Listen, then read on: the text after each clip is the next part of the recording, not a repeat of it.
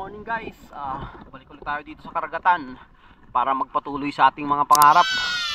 So dito ulit ako magdadive sa nahulihan natin ng unicorn kahapon. So doon ulit tayo magpipwesto. Medyo maganda yung agos ngayon, medyo malakas, medyo maalon dun sa may pangpang. So ayun, ang oras natin is mag-aalas 6 na. So try ulit natin dito. Ganun pa rin yung nahuhuli natin, tig-isa, dalawa-dalawa. Pero okay lang yun, ganun talaga dito sa dagat. Tiyagaan lang. So ito, napakaganda ng sunrise ng araw. Kaya tara, samahan nyo ako muli ngayong araw na ito. Let's go! Kaya load mo tayo ng spear gun para along the way makita man tayo ng isda, ready na to spear it. Spear gun loaded, let's go! Eto na yung nag-unang drop ko ngayong umagang ito. Dito lang muna ako nag-dive sa mababaw na area. Maganda naman yung activities ng bait dito, ang dami. Kaya antay tayo dito kung anong magpapakita.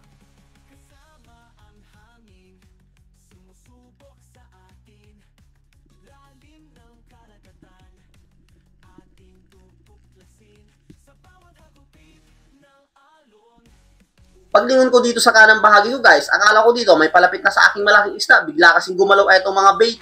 Ngunit nag-antay-antay ako dito, wala namang lumapit. Dito sa dive na to, napadpad ako dito sa may bato. At napansin ko, may nakasilong na isda kaya sinisiran ko.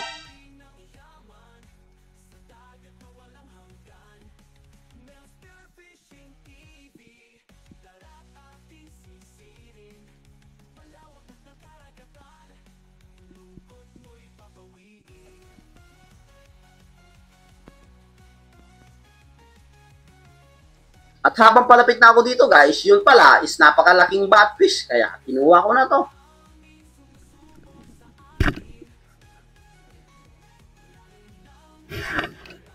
Napakaamo naman kaya napakaganda yung patama ko dito sa isdang ito. Ito yung naging unang isda natin.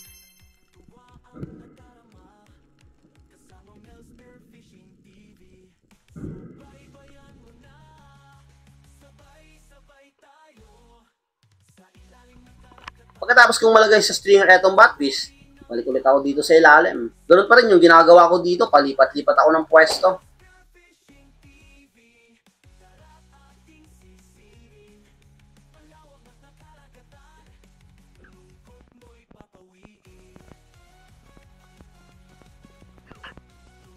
Pagka-pwesto ko agad dito, napansin ko etong barakuda, napakalapit na pala sa akin sa bandang kanan ko. Ngunit hindi nakatutok sa kanya yung pana ko, kaya pagbaling ko, ayun, lumayo na. Nasa 5 kilo na rin siguro to.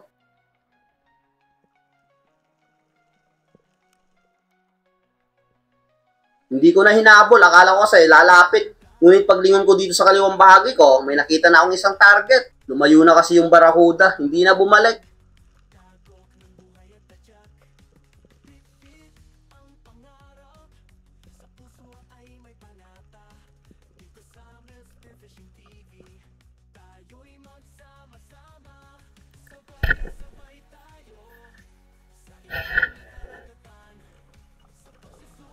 Etong isdang ito is tinatawag nila na maya-maya. Pag inaangat kasi ito is nagiging kulay pula. Ngayon lang tayo nakahuli ng ganito na isda sa spearfishing natin. Halos lagpas 1 kilo na rin to, kaya ayos na ayos na.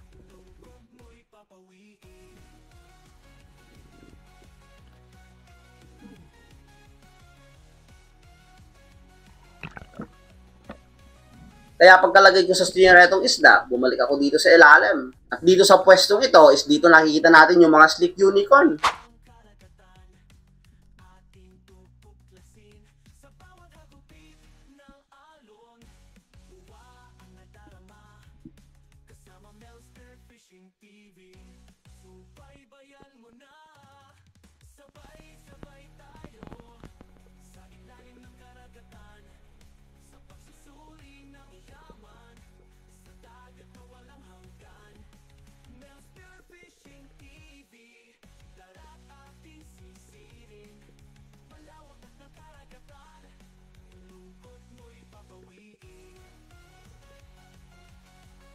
At ilang segundo ang pag-aantay dito sa ilalim, guys. Hindi naman ako nabigo. Nandito yung mga Slick Unicorn at may mga Slender Unicorn na kasama.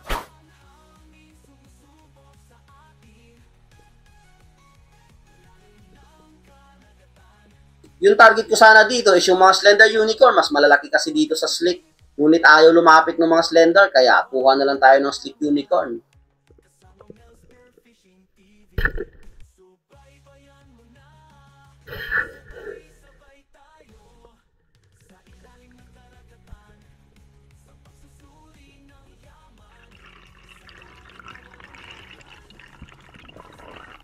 Ito yung naging pangtatlong isda natin sa araw na ito. Isang Slick Unicorn. Pakoy naman ito kung tawagin dito sa amin.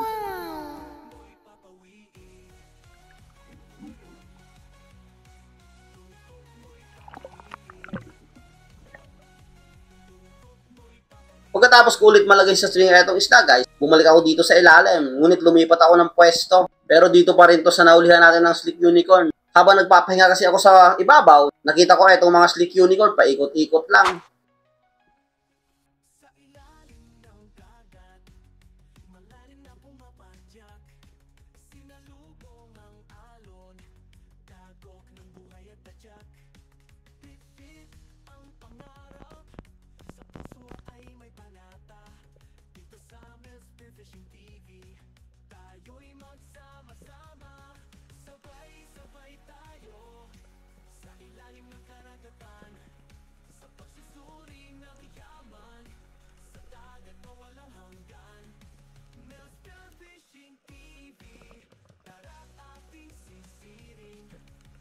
Ang couple of seconds na pag-aantay, eto't may isang lumapit na Slick Unicorn ulit. Kaya kunin na natin to. Imbis na umanga tayo ng walang huli.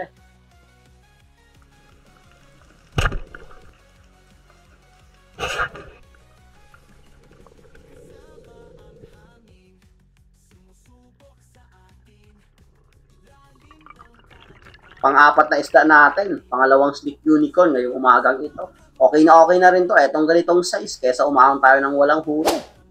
Pag mag-1 kilo to is may 180 na ako.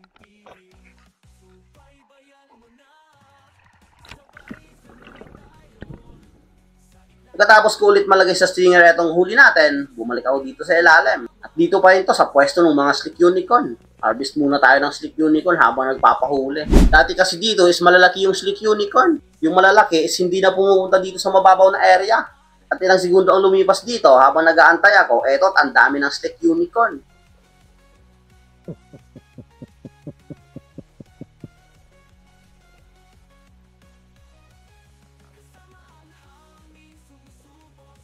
Kukuha na sana ulit ako ng isang Slick Unicorn, ngunit may napansin ako dyan sa ibang unicorn. Yung mahaba yung sunga yung nahuli natin sa previous video. Kaya antayin natin kung lalapit. Eto't ang dami talaga etong Slick Unicorn. Ang ganda lang pagmasdan etong ganitong mga isda. Pag sa mga spot mo makikita sila.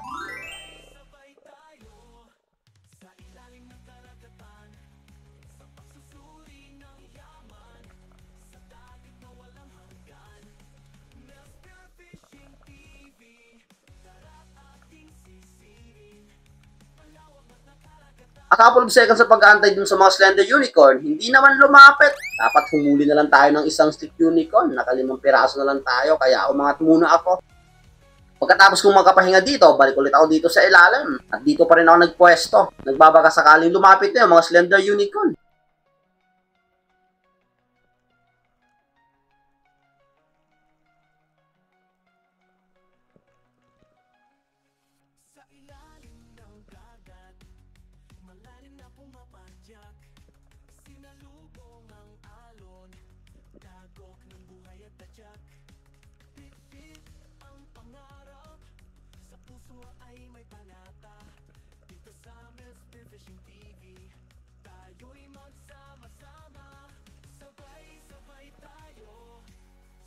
At habang inaantay ko dito guys yung mga Slender Unicorn, biglang nawala, hindi na nagpakita. At eto, at may nakita ako ng isang botfish. Ngunit ang target ko dito sa dive na to is yung mga midnight snapper. Unti-unti kasing lumalapit, kaya inantay ko.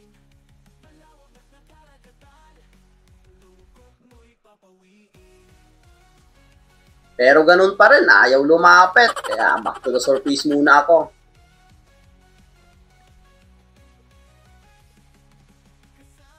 Madalang talaga ngayon yung mga tangigi dito sa spot na to. O yung mga mamsaman.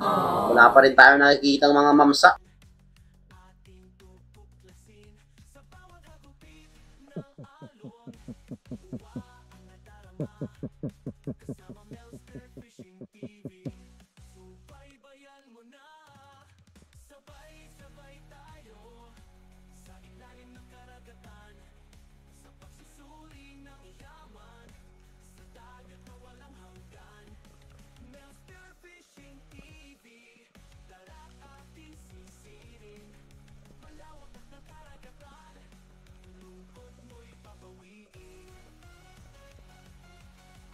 Eto't ilang segundo ang pag-aantay, lumapit ka agad naman etong mga slick unicorn.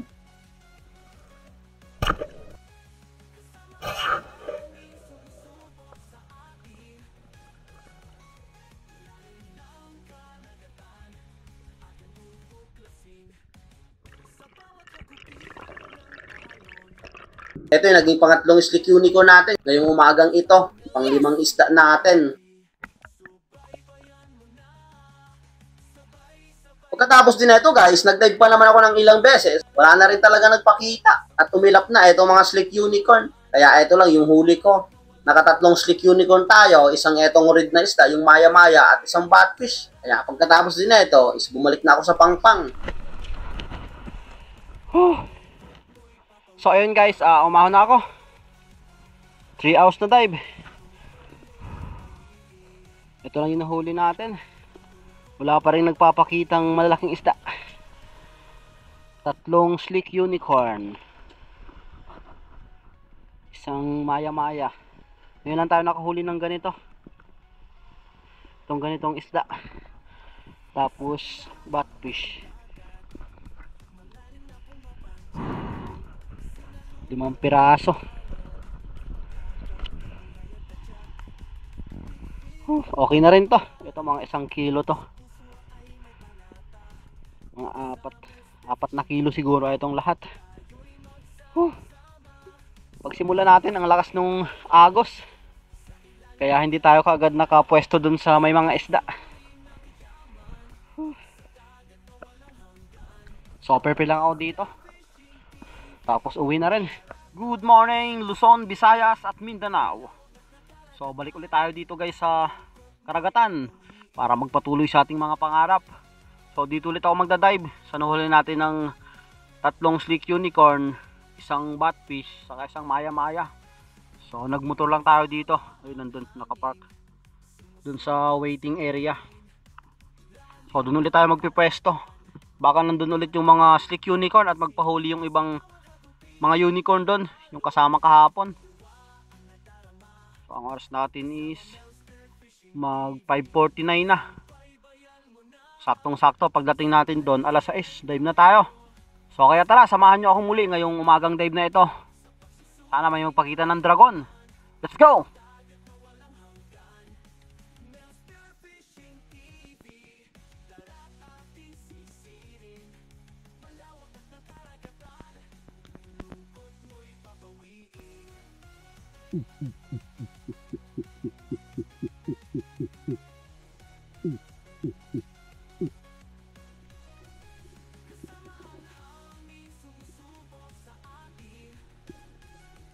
Dito sa pangalawang araw natin dito sa pagdayo dito sa spot, eto, nandito naman yung mga slick unicorn. Kaso hindi na yung malalaki, ang liliit na talaga sila. Kaya pag mga ganitong maliliit na talaga sila, hindi ko na lang kinukuha, pinapabayaan ko na lang. Hayaan na lang natin magpalaki ito at makikita pa naman natin to dito sa spot. Hindi naman sila umaalis, dito lang sila paikot-ikot. Kaya nag-resurface muna ako. Makalipas ang kalahating oras ng pagdadive, wala pa rin akong nahuhuli.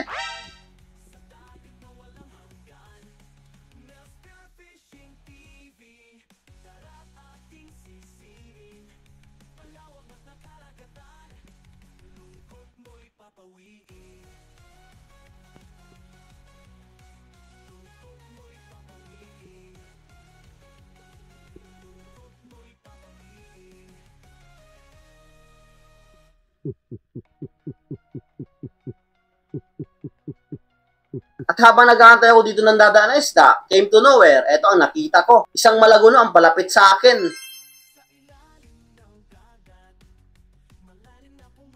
Dito sana, papanain ko na, ngunit biglang umikot. Kaya inantay ko ulit ito na bumalik sa akin. At eto't hindi naman ako nabigo. Bumalik agad siya.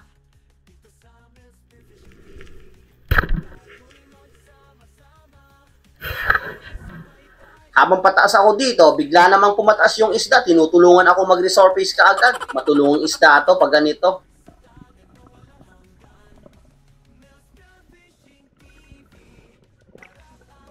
At pagka-resurface ko dito, eto't umuulan na. Baka mabasa tayo na ito. Buti lang, nandito tayo sa ilalim. Ito naging unang isda natin. Isang jobfish. Malaguno naman ito kung tawagin dito sa isla namin. Oh, thank you Lord. Ay, malaguno. Unang isda natin. Umuulan na.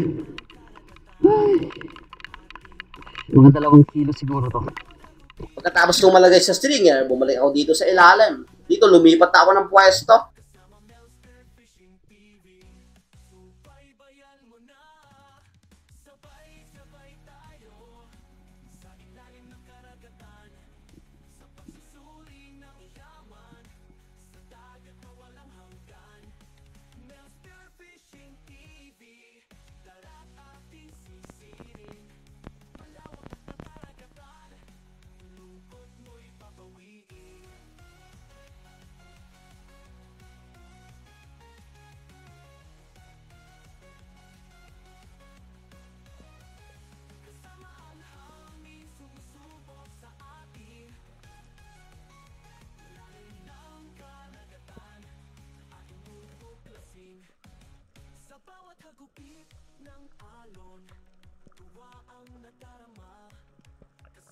Pag-couple of seconds sa pag-aantay dito guys, eto, nagpakita ulit etong mga slick unicorn. Gaya nung nakita natin kahapon nung pag-dive dito. May mga kasama din na slender unicorn. Ito sana yung target ko talaga dito, yung mga slender. Kaso ayaw talagang lumapit. Etong mga naunang lumapit is etong mga slick unicorn.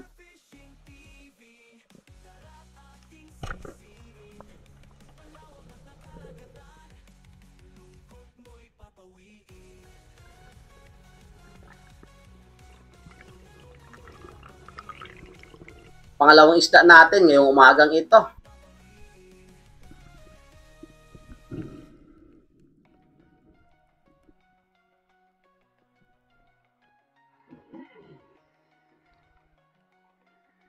Oh, thank you Lord. Nandito naman yung karamihan. Kaso umiba yung agos. Oh, ay. Sana may magpakitang malaki. Pangalawang isda natin. Oh. Pagkatapos kong makapahinga dito guys ng maganda, bumalik ako dito sa ilalim. At habang pababa ako dito, may nakita akong isang target, isang long-nose emperor. Kaya tinutukan ko kagad ito.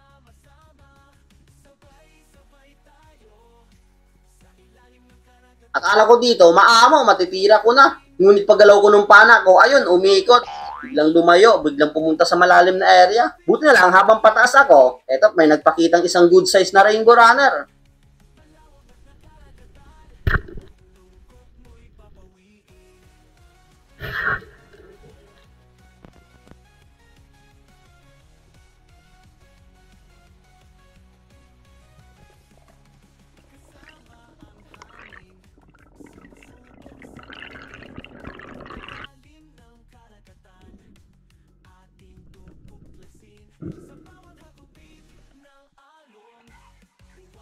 Pangatlong isda natin ngayong umagang dive na ito. Okay na rin to. Pagkatapos din ito guys, umuwi na rin ako. Wala talagang nagpapakita. At ito lang yung mga huli ko. Isang malaguno, isang rainbow runner, saka isang slick unicorn. Okay na rin to. At least hindi tayo na zero sa bawat dive. May huli pa rin. Etong malaguno naman is medyo malaki. 2.2 kg on scale. Etong ato naman, 8 grams. At itong slick unicorn is 7 grams. Kaya okay na. Etong isdang ito, pag uwi ko, is binenta ko. Kumita naman ako dito sa tatlong isda ng 900. Kaya goods na. Bawi na lang tayo sa mga susunod na dive natin. The next day, pagkapahinga ko ng 2 araw guys, bumalik ako dito sa karagatan para magpatuloy sa ating mga pangarap. Etong spot na to is dito sa Gakot Island. Hindi ko na pinakita yung pagpunta ko dito sa inyo at ayun yung main island. Doon tayo galing sa Banton. Spear gun loaded, let's go. Dito guys, makalipas ng isang oras, wala pa rin akong nahuhuli. Matumal talaga kahit dito sa Gakot Island. Matumal ang panain. Hindi pa rin nagpupunta ang mga isda dito sa mababaw na area, yung kaya nating divean.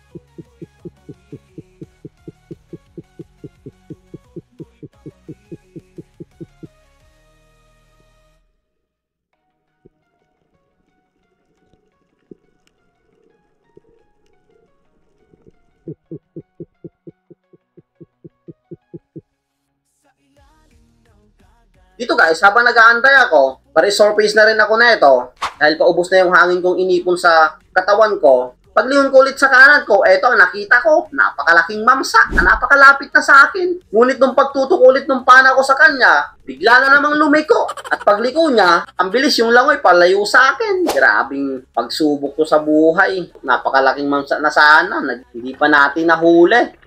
At pagkatapos ko dito makapahinga, bumalik ako dito sa ilalim. Dito pa rin ako nagdapa sa nakitaan ko kanina ng mamsa. Nagbabaka sakaling bumalik yung napakalaking mamsa. At ito, nakita ko pagkapwesto ko dito.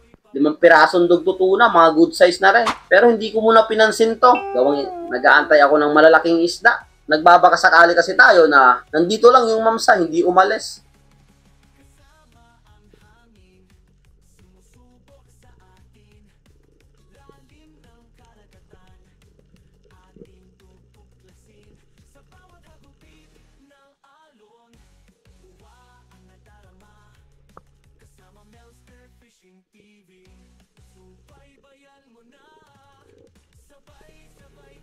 A couple of seconds sa pag-aantay, wala nang sign na nandito pa yung mamsa, hindi na nagpakita. Yung mga dog tutuna din, umalis na rin, hindi ko na nakita. Kaya back to the surface muna tayo.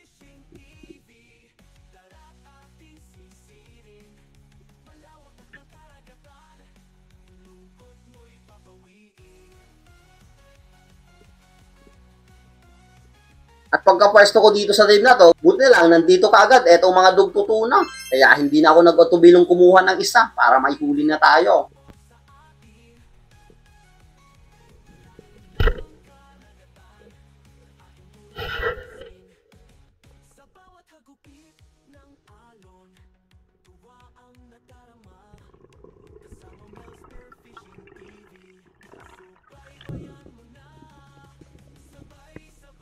Unang isda natin dito sa Gakot Island. Halos lumagpas naman ito ng 1 kilo. Etong ganitong size ng dugtutuna. Ayos na rin. Ay, thank you Lord. Pinana ko na. Nagpakita ulit eh. Sayang talaga yung mamsa. At dito, pagkatapos kong mag-load ng spear gun, eto nagpakita ulit yung dugtutuna. Kaya dali-dali akong bumaba dito para makapana ulit tayo ng isa. Kasi dumidilim na at patakip silim na yung araw. Isa pa lang yung huli natin.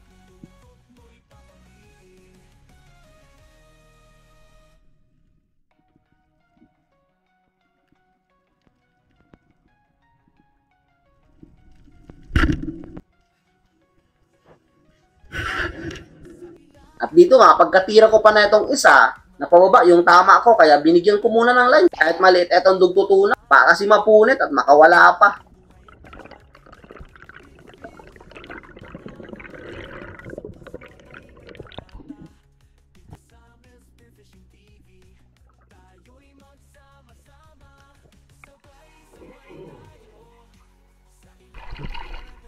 Yung parehas ng size, nagpakita ulit. Pangatlo na sana tayong isda. Thank you Lord. Dito guys, makalipas ng 3 oras ng pagdadive, hindi na nadagdagan yung dugtutunan dalawa natin na huli. Eto, medyo madilim talaga yung ilalim. At eto na rin yung last dive ko, ngayong hapong dive na ito dito sa isla.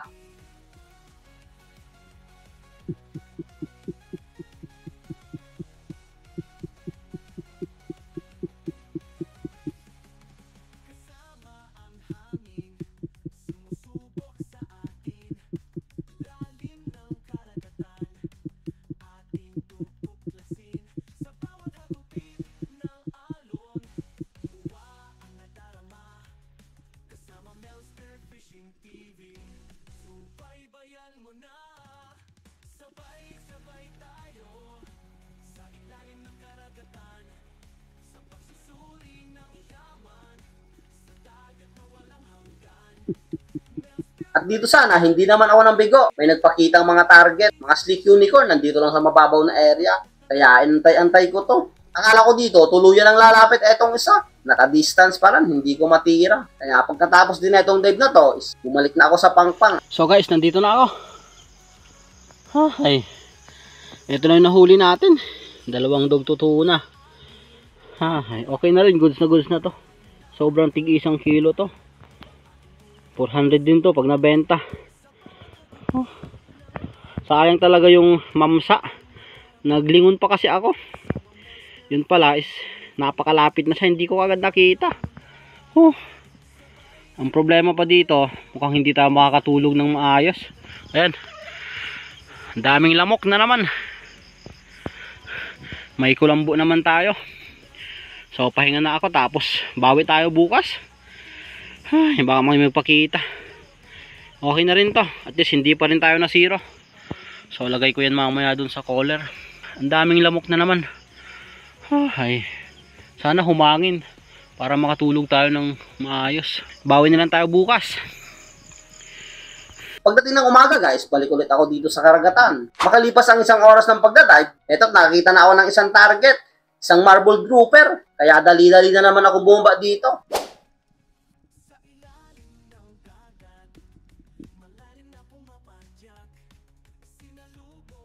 Ngunit habang palapit ako dito sa grouper, gumagalaw. Yun pala, is bahay niya, etong malapit na bato. Kunting-kunti na lang sana dito, matitira ko na. Ngunit ayun, sumuot sa butas.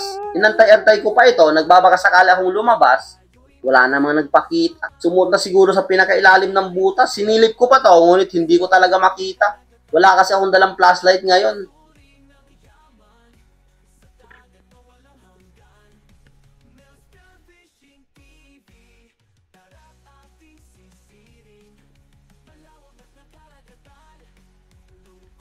At dito guys, makalipas ng 4 na oras ng pagdadive, ngayong umagang ito, wala talaga nagpapakita. Buti na lang, habang nagpapahinga ako dito sa taas, may dumaan na napaka-cute na mamsa. Kaya bumaba agad ako dito.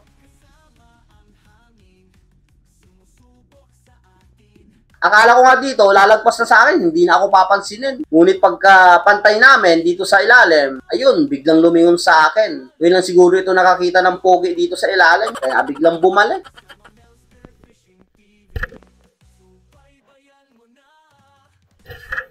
At eto, napaganda yung patama ko. Na stone shot, hindi na talaga nakagalaw.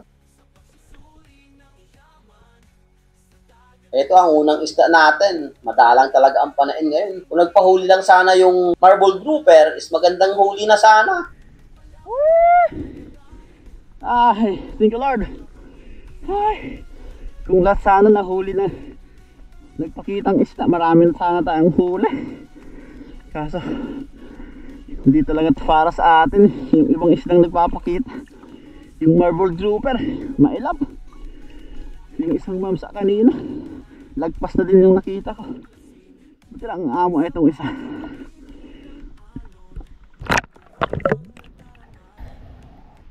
Mga 2 kilo't kalahati.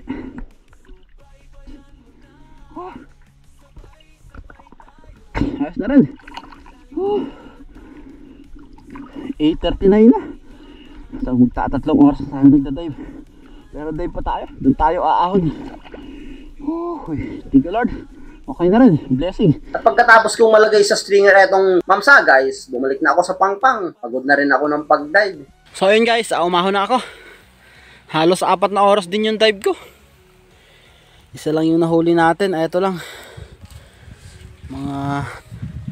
Mga 3 kilo siguro na mamsa. Sayang yung isa. Sa taas dumaan. Saka yung grouper. Pag nahuli na sana yun, okay na okay ng huli. Hindi magpahuli yung mga isda sa atin. So ito, lagay natin sa collar. 3 piraso pa lang tayo. Okay na rin yan. Tapos hindi tayo zero. Pwede na rin yan. Pang bawi sa gasolina. Puro yelo yung laman. So kain muna ako, tapos ligpit na rin. Mamaya uwi na rin ako. Shoutout nga pala kay Yeng Yeng, Waray Official YouTube, Romeo Alcones, Alcones Family, Hanford de San Jose Family, Annie Rosal, Sophia Bagamasmad, Pancho Pantino, Yio, Jing Sintino, Yapox TV, Donato Clamor Jr., Rinaldo Mahilom, Maylisa Fer, Fernando Jr., Edison P. Dizon, Rovero family, Dennis De La Cruz family, Tuto Kalingaw, Leonardo Mirada, Pawi Boys, Hubahad TV, Ronnie Borja, Noel Grigo, Reni Alisin, Manres, Danilo Adalem, Judge Prince Adalem, Edison Abac, Leo Hinrosa, Felix Lumagdang, Alexander Pesquera, Pesquera family, Tuto Kalingaw, Japet Orgales family, Asibido family, Noah Natanami, Tingala family, Ronnie Alo, Alo family, Renz Tyron, Tirado family, Angelito Cuesta, Isayas family, Frederick Tirado, Cesar Ablay, Alan Florania, Angkaya family, Bonifacio Arbalate, Fritz in Taiwan, Linante Napupusino, Ariel Arias, Linde Lacatango, Rayadong family, Joel Generosa, Loleroy Manggiob, Johnny Heistin, sa Arenas family, Marloy Hamisola, Milagrosa Dios, Joel Pirolina, Manang Hilaw, Nan TV Mix, Jobber Channel, Rafi Bantilan, Aman Los Santas. Maraming salamat po sa inyong lahat. So hanggang dito lang muna guys yung video natin, hanggang susunod nating episode. Maraming salamat sa inyong lahat sa walang sawang patuloy na sumusuporta sa munting channel ko. God bless you all po at sa lahat po pumunta dito na nag-jigging tournament dito sa Bandon Island yung nakalipas na isang araw dito sa main island namin. Jigging tournament po. Yung bumisita ng mga subscriber ko, maraming salamat po sa inyong lahat sa suporta sa aking munting channel. God bless you all po. See you on the next episode.